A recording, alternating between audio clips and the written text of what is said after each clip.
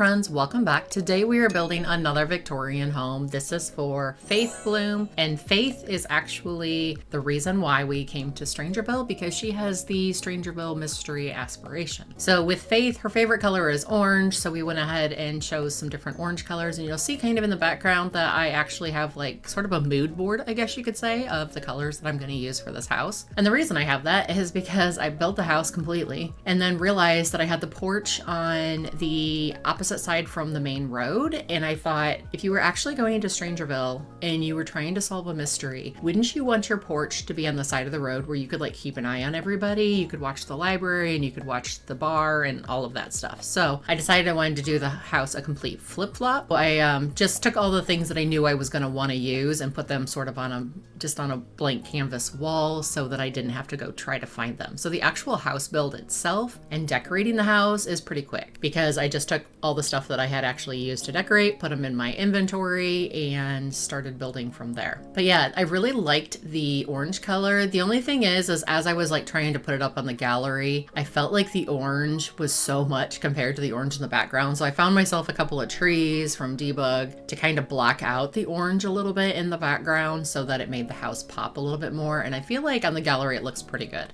You'll have to let me know what you think. But yeah, I decided that the orange was a little bit overtaking the entire photo of it with having the orange rocks in the background. But so I did look at a picture on Pinterest for this one.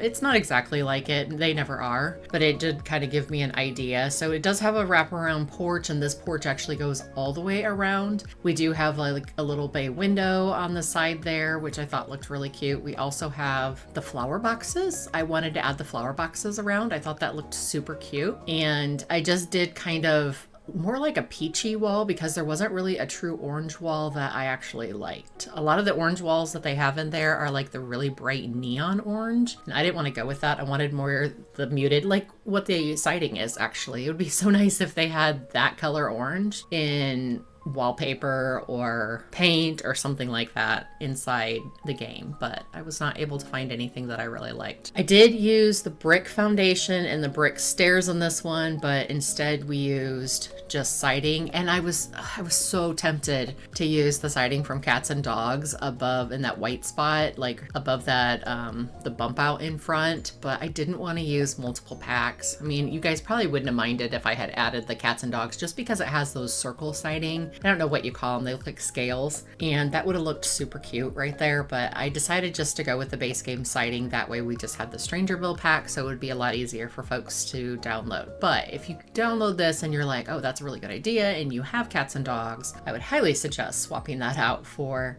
the scales siding on that little white section, because I just think the contrast would look so good. That's probably what I'm going to end up doing when I'm playing the game, but we'll see. So I was able to get 2 bedrooms, and again, I really like open concept living spaces, so it's kind of what I did. I hope you guys aren't sick of it. You'll have to let me know. Do you prefer the closed off spaces, or do you like the open concept? Because I'm just all about the open concept spaces. I feel like it's easier to see when I'm playing the game, and since these houses are actually real life, like I'm playing the 100 Baby Challenge and these are their houses that we're playing with, and we're actually going to attempt to achieve their aspirations. I really want houses that are conducive to friendly gameplay, I guess. So hopefully you find this gameplay good. I did test it out with Miss Faith. We did some cooking, and I had her use the bathroom and everything and lay on the bed, and everything is accessible.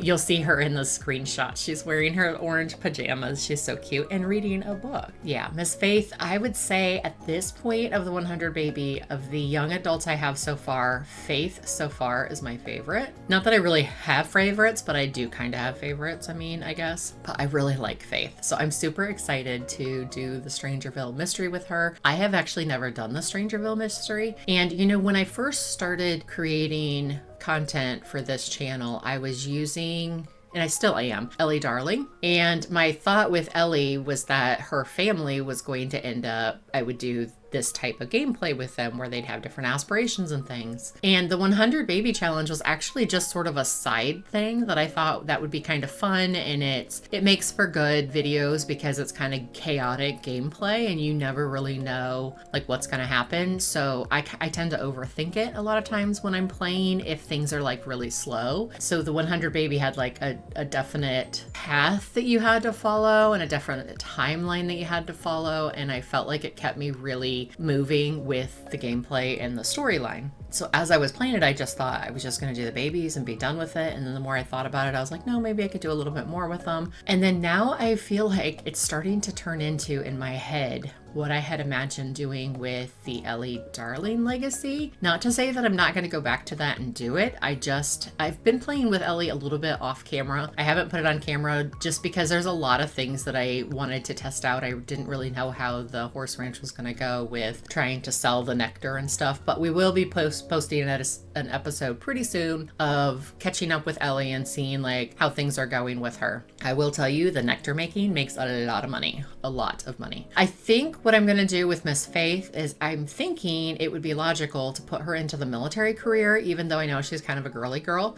There's a lot of young ladies that go into the military career, and I feel like if she really wants to solve the mystery, one of the things she's going to need to do is level up her military background so that she can get the key to be able to get in, because I think you have to get to level 5, I believe, in the military career to be able to get the key to get into the science center or whatever it is, I can't think what they call it, where the whole mystery is at. That's kind of what I was thinking, is that we're going to definitely just do the military career for her. I did have her go ahead and initially sign up for scholarships for college, because at first I was kind of thinking maybe I would do that, but then the more I thought about it, I'm like, no, I think probably it'd be better just to do the military career, because it would help us with both things. It would help us solve the mystery, and it would help us be able to get some money, because this house, just like the last one, I literally used almost every last penny. I think I had 7 simoleons left after this house. So it is on the lot in Strangerville that is the vacant house that you can move into inside town. So it's not the one where, I can't think of their names. I couldn't think of it last video either. But it's not the one that the family is in that's a townie for Strangerville. It's the one right across the street from them on the corner lot. That way Elise and Faith are literally right across the street from each other.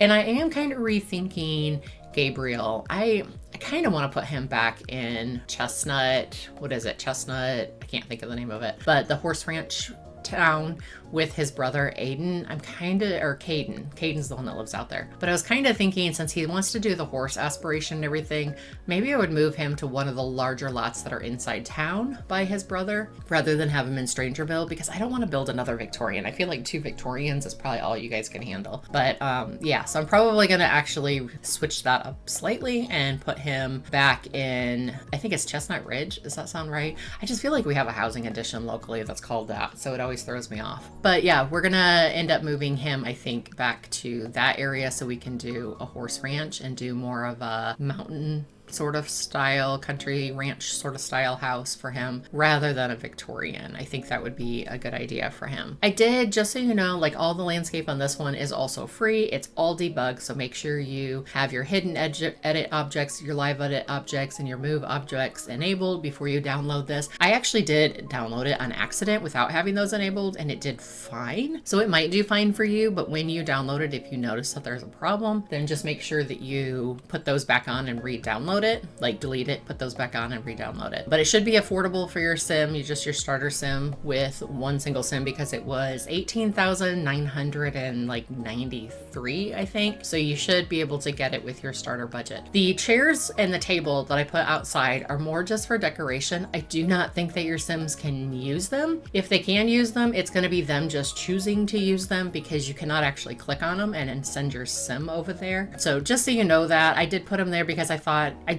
really wanted like a rocking chair or something on the porch, but I'd run out of money. So I put those chairs. So just delete them and put, like, once you earn a little bit of money, put some chairs or a bench or something like that out there to make your build accessible so that they can sit out on the porch. And I thought, the porch, actually, you could do all kinds of stuff out back there, You could do painting, you can put a chess table back there and play chess out there. There's plenty of room. You can do like the kids school projects and stuff out there on the porch. I believe there's enough room for that. But yeah, you can do all kinds of stuff, put all kinds of things out on the porch. So one thing I did want to mention, that fence right there is a debug fence. I absolutely loved it. I did not know that Strangerville debug had that white picket fence in it, and it fits so perfectly. Like it literally just snaps to each other, which is so nice. So we did that fence all the way around. I absolutely loved it. And then I also just kind of moved the house over slightly so it went with that natural pathway that they have that looks like it goes up to a home or something. It's like a gravel pathway. I thought about leaving it just the gravel, but then I decided to make it match the patio that I put in the back. So I did not leave it just gravel, but I still followed like that same arc structure of it. But anyway, that is it for this build. I hope you really like it. My gallery is Darling Games on the gallery. So you can either hashtag Darling Games or you can do user ID Darling Games. So thank you guys so much for joining me. I hope you have an awesome day and I'll see you again next time. Bye.